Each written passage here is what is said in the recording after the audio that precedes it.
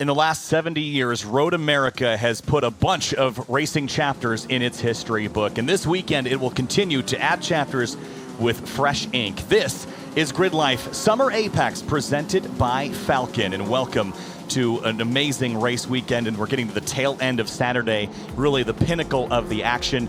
And we're here in Elkhart Lake, Wisconsin. And this Gridlife record fell earlier today. Mike Dussault is the new record holder here. But Summer Apex is our first festival at Road America. Expected weekend attendance of over 10,000 people. Kyle Heyer joined by Owen Horst. Owen, welcome. And we're getting now to the last two races on the day with Rush SR Race 4. I know, and it's Race 4 of Rush SR. This is going to be an awesome one. I'm really excited to see if Ryan Leach can defend himself to win all four races for this weekend, or if Nico Bratz or Alex Chang is finally going to get up there, you know, and or are they all going to come together and have a bad time, and then are we going to see some other winners? Well, we'll see what happens there. Of course, Gridlife's broadcast is presented by Falcon, the official energy drink of, sorry, the wrong one, the official tire of Gridlife Track Battle. Falcon Energy's not a product, but NOS Energy is the official energy drink sponsor of Gridlife and the title partner of the NOS Energy Track Battle Time Attack. And big thanks to NOS Energy. They've got products here in the paddock for those that are at the event that they will just hand out to you to give it a try. And it's been a fun weekend so far. You mentioned how the top two in Rush SR have put on a show for us. We are getting set for more of the same here. And up front, it'll be Ryan Leach, Nico Bratz, Alex Chang, and James Wheeler, the top four. We grid this by prior race results. But Ethan Lowe, Cole Gamma, Nick Billingsley, Michael Schneider, all in the top 10. And you mentioned that perhaps, you suggested that maybe if Leach and Bratz get sort of tied up together, maybe Alex Chang could break through and win a race. That car has been on the heels of them all weekend long. Yeah, I would say so. But also, Kyle, you could also argue that Alex Chang is the one who's just as much in the mix at that 1 and 2 spot. So he could be the one who's coming to collect and be with them in a potential collision, you know? Hopefully we don't see that, but yeah, James Wheeler in the 49, that's that green and white car bottom of the screen. He's been slowly moving his way forward. So has Ethan Lowe, who was involved in an accident in race 1 and has done nothing but just move his way forward since then. So great weekend recovery for Ethan. Cole Gamma, Nick Billingsley, Schneider, Radman, James French are the rest of your top 10. And you know, a driver like James French, owned with so much experience in prototypes of so many different varieties. This is something new for him this weekend, and it seems like he's enjoying himself. Yeah, I would say so. It's just a treat to get all, but it's not, I feel like it's more of a treat for us to get these types of drivers who want to come, you know, quote unquote, come down to us and like play with us, drive with us, and see how we like to have fun on a weekend. You know, it's not just driving around here. As you can see when these shots pan out, we have drifting going on, we have the music going on, we have vendors everywhere. We have our own ice cream, Kyle. I don't know how many Motorsports series have their own ice cream. Please tell me which one. Well, we've got paddock pops down there in the paddock, and some custom flavors, including mint chocolate chicane and limited quantity. You got to get those before they're gone. I hope that they're not all gone, though, because I want one later today. I need one. And, you know, I'm not just saying, actually, honestly, this is true Kyle stepping through the fourth wall for a moment. Honestly, some of the best ice cream I've had in like 10 years. It's good, yeah. So I will now step back behind the fourth wall, and we'll continue with the Gridlife live broadcast here at Road America. Getting late in the day, Owen. That was cooking crazy. My brains. Everyone, Kyle just like phased through the wall and then back. It was wild. Yeah. So the fourth wall has been broken and now unbroken. We're going to stitch it back together here as we go double file on the back straightaway into the kink and down towards Canada Corner. The excitement behind these cars with this series and the partnership here with Gridlife. This has been exciting. 1 liter, 4-cylinder engines. They make about 132 horsepower. They rev to 11,800 RPM. They're extremely affordable. They start at around $39,000. You can option in some packages that will bring it up towards, you know, 45 to 50. But you can't get a car this fun for less than that. That is a true wheel-to-wheel racer. And with almost 50 cars on the grid here this weekend, this is a class that has exploded in popularity, Owen. Yeah, Kyle, it's the motor is a little bit more about the motor from these from the Rush SRs. It is 2 separate motors from a Suzuki GSX-R. It is the bottom half of an older one from the I believe it's like 2008 or so, and then the top half of the motor is from a more modern one.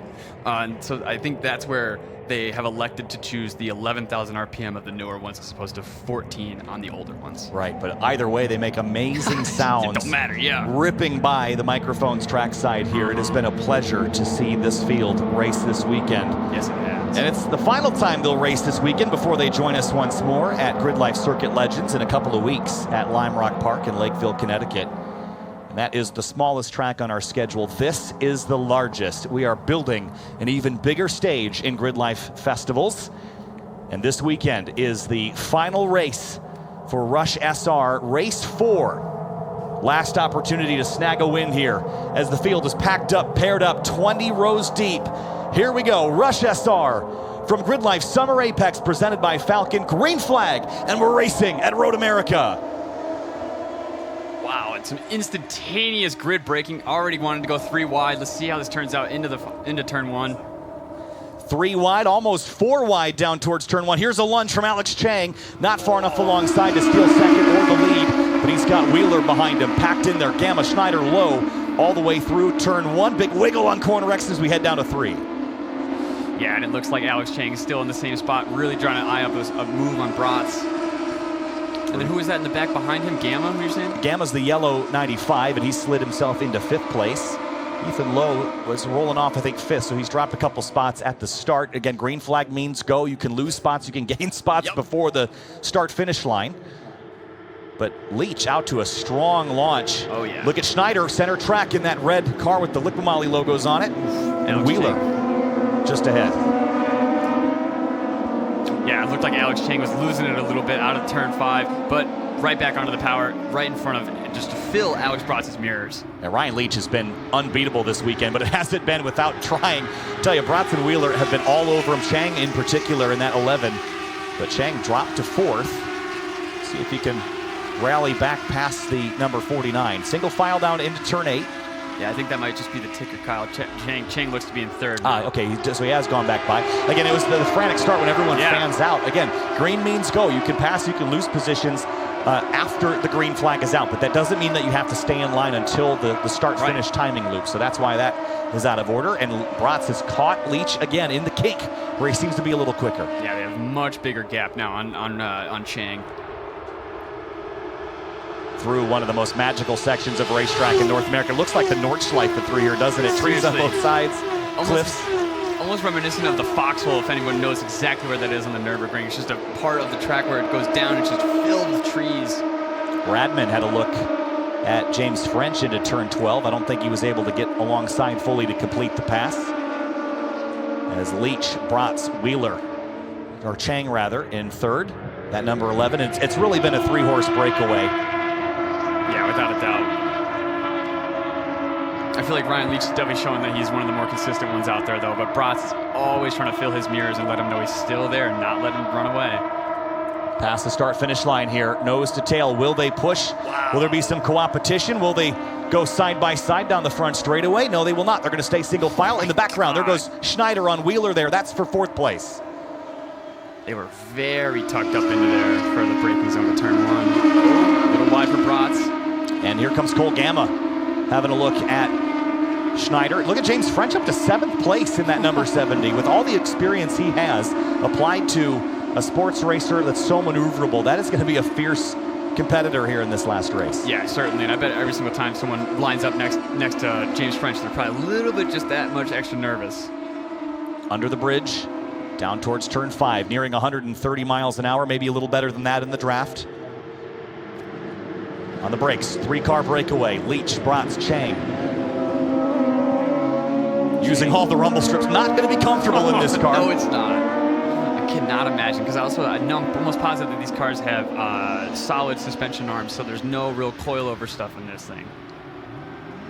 Into turn 7. And Bratz has been more patient since race 2 when he really took a lunge in the kink. And that patience might pay off. This is a chess match, right? This isn't a fist fight. You have to outsmart your opponent. You can't just knock him out of the way. So he's going to have to plan this, and you have to think 3 or 4 moves ahead, little side by side with Schneider. It was the 2-car that had his door opened up to somebody else, and it's just going to open the gap more. Wheeler's growing a gap there. I think that might have been French that made his way through in the 70. Yeah, and it just appears Gamma in that bright green car is just falling backwards. Into the kink. What a beautiful part of the country. What a beautiful area on the racetrack. And ripping down the backstretch towards Canada Corner. Yellow flag waving at 12. Cannot pass here. You have to remain single file. Everyone getting in order here down here at 12. Haven't seen what it was, but I think we've passed it now. I don't see a flag anywhere else, so hopefully whatever is causing that. We don't have time to really hold this up anymore, so you got to just go. We got to get the rest of these races done, man. Up the front straightaway here. Under the bridge and towards the flag stand. There should probably be a couple laps to go. Here comes the 7. Bratz side by side going for the lead. He just ran the best lap of the race, and he's going to pull even with Ryan Leach down the front stretch. Yeah, it looks like he might be able to get this job done before the corner, and he does. And he's through. Bratz takes takes the lead away from Ryan Leach, and then James French muscled his way into fourth place. Alex Chang might get a little nervous if he looks in his rearview mirror and notices a different car that he hasn't seen all weekend. The question, and French is actually putting a gap on Wheeler and Schneider, so even if he's not draft locked, if he can get to Chang, it's like using the 11 car as a bridge to get to that lead draft. So if he can get close enough that he can get enough of an aerodynamic advantage, it's going to be a 4-horse race for first place. Here comes Leach back to the inside at turn 5. Late lunge on the binders, wiggling, wobbling, and the 7 crosses over at turn 5, but he can't get the run on exit. Wow, he nearly got it, but I think Leach just got on the power just soon enough to really seal a deal and not let him by. Through turn 6 now. Bratz a little wide. So Bratz again is going to have to figure out, where do I find my advantage? He had the lead for just half a lap, and he just got outsmarted on the chessboard. So he's going to have to try something again, right? I mean, it's slipstream, but he waited to the front straightaway last race. It didn't work. He's going to have the lead sooner than that. He almost got it done in race 2 in the kink. Right. I don't think he wants to have to rely on that move, though, to get it done. No, I don't think many drivers want to. I almost suspect maybe someone might have said something to him. Maybe. I mean, again, that was a pretty risky move. That is a spicy move. 3 car lengths, now just 2, entering the kink. Now 1.5 car lengths. If he has to run into Canada, that's a great passing opportunity. Certainly pulling on him. Will Ryan Leach go defensive here? Picks center track. And he'll stay driver's left now. Doesn't feel enough pressure to have to go defensive. See, the white flag with the red cross means that there are some vehicles on tracks, recovery vehicles. They're just out of our view. But no more yellow flag? Well, good question. Interesting. So we'll stay green again. Okay. They might be almost off course, okay. Out of the way enough. Just know that there's vehicles moving slower than traffic. Just to let folks know. It's similar to when you see a white flag displayed anywhere else. It doesn't necessarily come with a caution. Yeah. But for the lead, here comes the 7 again. Brought side by side up the front straightaway. Chasing is Leach. White flag, last lap around. Again, we're going to have a slightly shortened race because of the time constraint. Leach tucks in line, and now the battle's on for the top spot. Here he comes again. On the brakes, Leach, really late lunge. Bratz is going to try to roll the outside. There's contact out onto the rumble strips. And Bratz muscles his way back by on the outside. Chang, French, still in 3rd and 4th respectively, just trying to watch and see how these 1st and 2 positions play it out, see if they need to bide their time anymore and see if they have a free position to pick up. This is it. I mean, if Bratz can't get ahead here, it's going to be significantly more challenging. Yeah. See 3 car lengths between them. Heading down towards turn 5, a good passing opportunity. He's not close enough, though. He might have to do it in the second half of the lap. Will he try it on the brakes here in 5? No, not close enough. Yeah, I don't know. And especially with the past racing we've seen, his car definitely looks more competitive and faster around this part of the track and not towards the kink and towards Canada and the carousel. Into turn 6 now. He's within a car length and a half. Can he pressure Ryan Leach into a mistake? That was a big lunge in race 2 that got the job done yesterday. Sun setting here at Road America, and on the opportunity for Bratz to get by Ryan Leach into turn 8 now. Half a lap to go into the carousel. This is nearly flat out in these cars. Oh. Side by side, he got there, and he's through. Nico Bratz is through to the lead. Ryan Leach is second, and he's got just 5 corners left to go.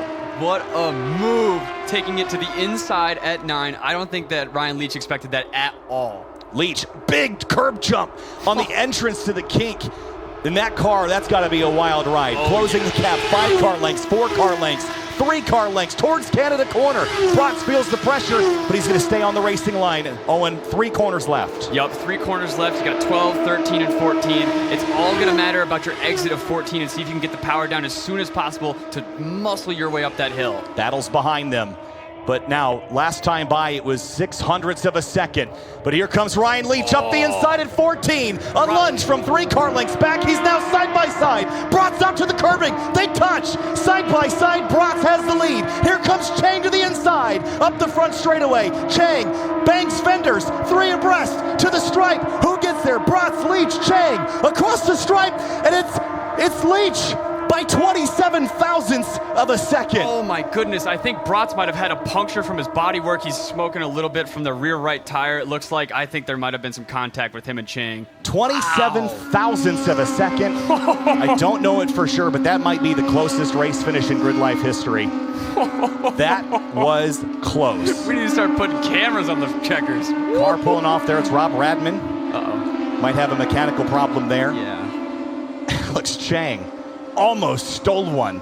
Almost picked the pocket of Leach. I thought he was coming up that inside. Wow. He felt those fingers in that back pocket and slapped him away at the last second. He knew someone was grabbing for his wallet, and he did not like that. No, he did not.